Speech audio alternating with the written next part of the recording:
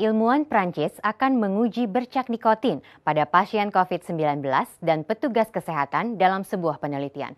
Rencana tersebut akan dilakukan setelah hasil penelitian menunjukkan nikotin dapat memberikan perlindungan terhadap infeksi penyakit. Para peneliti di Rumah Sakit Pitié-Salpêtrière di Paris mengatakan penelitian mereka menunjukkan bahwa perokok kurang terinfeksi virus dibandingkan orang lain dan bahwa nikotin dapat mencegah virus memasuki sel.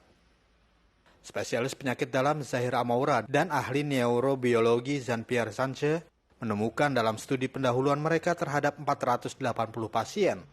Hasilnya dari seluruh pasien yang dirawat di rumah sakit karena COVID-19, hanya 5%-nya yang perokok. Membandingkan dengan jumlah perokok dalam populasi umum berdasarkan jenis kelamin dan usia yang sama, perokok memiliki risiko 80% lebih rendah terinfeksi dibandingkan bukan perokok. On s'est rendu compte que le taux de fumeurs était très bas, 5% chez les malades à peu près. Ça, c'est la première étape. Et la deuxième étape, quand vous avez ça, vous devez essayer de vous comparer à la population générale pour voir s'il y a une vraie différence. Et heureusement, en France, en 2018, on a une étude qui est faite sur 10 000 personnes dans la population générale. Et quand on a comparé avec les gens de la population générale, mais de même sexe, de même âge, on a vu qu'il y avait une différence qui était très, très significative. Donc, très schématiquement, les gens qui fument, ils ont 80% de moins de risque d'avoir le Covid symptomatique, donc de venir consulter ou d'être hospitalisé, que les gens qui ne fument pas. Sanche, seorang ahli neurobiologi terkenal dari Pasteur Institute, berhipotesa bahwa nikotin mungkin menjadi alasan perokok tampak lebih terlindungi dari virus.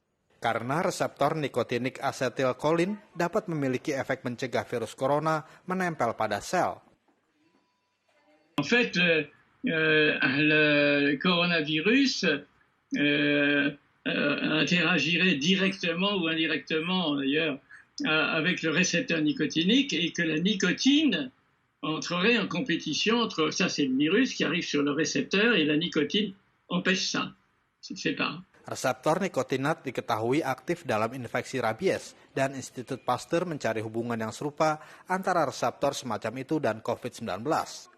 Sanche mengatakan gejala COVID-19 yang melibatkan sistem saraf seperti kehilangan indera penciuman, kelelahan, masalah dengan gerakan dan kehilangan kognitif dapat menunjukkan peran yang dimainkan oleh reseptor neuro seperti reseptor nikotinik. Pour quelle raison l'engagement du récepteur nicotinique simplement parce que c'est la cible la plus plausible et presque unique de la nicotine. Alors il y a plusieurs types de récepteurs nicotiniques dans l'organisme et il y en a à la jonction neuromusculaire. Nous y reviendrons, il y en a aussi dans le cerveau, beaucoup.